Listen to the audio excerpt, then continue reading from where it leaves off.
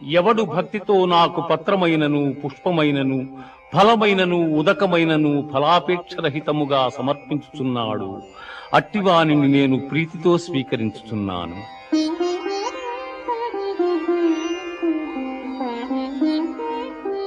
మన్మనాభవ మద్భక్తో మజ్యాజీ మాం నమస్కురు, మామే వైష్యసి యుక్త్యేవా ఆత్మానం మత్పరాయణగా.